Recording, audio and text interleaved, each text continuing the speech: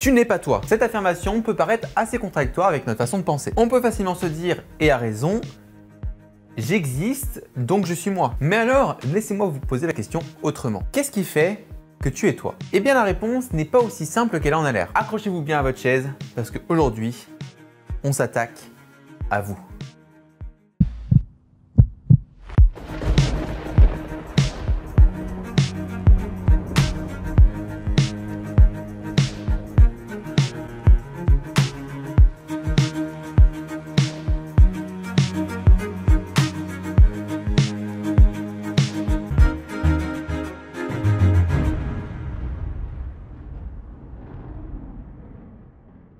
Essayons de déterminer ce qui est vous au niveau de la biologie. Je suis moi, car c'est mon corps, de ma naissance à ma mort. Eh bien oui, mais pas vraiment. Votre corps est un sac de cellules, et toutes ces cellules se divisent. Or, il y a un principe en biologie qu'on appelle l'homéostasie. Vous avez en permanence le même nombre de cellules. Ce qui implique que si les cellules se divisent, elles meurent aussi. Ainsi, on peut dire que vous changez de corps. Toutes les semaines, vous changez d'intestin. Et on estime qu'environ tous les 10-15 ans, vous avez entièrement changé de corps. En gros, vous avez un corps qui ne comporte plus aucune des cellules qui étaient là il y a 15 ans. Ouais, c'est un peu ouf. Un autre point, vous ne vivez pas que grâce à vos cellules. Vous êtes un écosystème.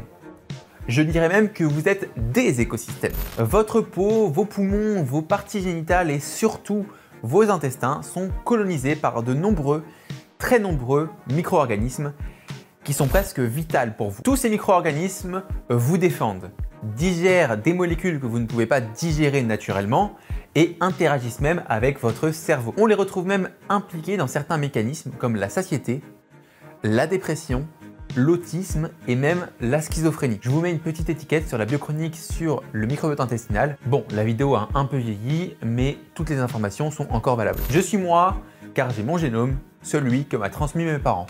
Eh bien, laissez-moi vous apprendre que votre génome n'est pas entièrement votre génome. Et oui, même au plus profond de votre ADN, tout ne vient pas de vous. Il existe dans notre ADN des séquences qu'on appelle les éléments transposables. Ce sont des séquences qui se déplacent dans votre ADN. Ce sont principalement des séquences d'origine virale qui ont été intégrées ancestralement dans votre ADN et qui y sont restées. On estime qu'environ 10% de notre ADN est d'origine virale. De plus, vous partagez une grosse partie de votre génome avec d'autres espèces, parfois même très éloignées. Par exemple, nous avons 60% de gènes en commun avec le poulet, 40% avec la banane et même 26% avec la levure de boulanger. Donc au final, avec tout ça, qu'est-ce qui fait que vous êtes vous? Vous voyez que cette question est plus difficile qu'elle en a l'air.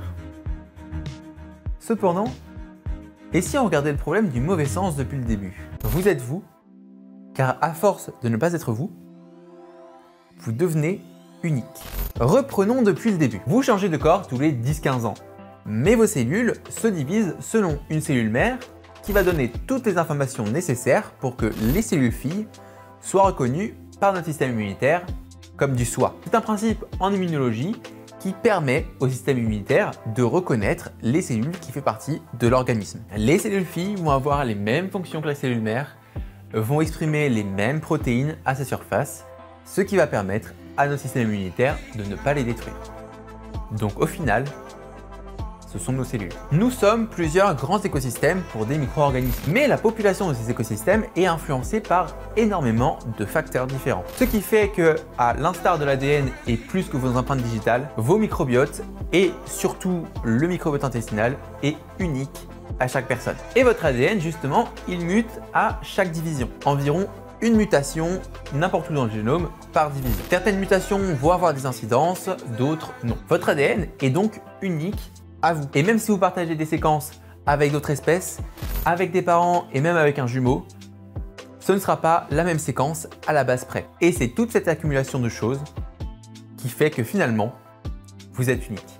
Merci à tous d'avoir suivi cet épisode, ma foi très particulier. S'il vous a plu, je vous invite à aller voir cette autre vidéo, ma foi tout aussi intéressante. Quant à moi, je vous dis à la prochaine. Salut à tous, tchuss.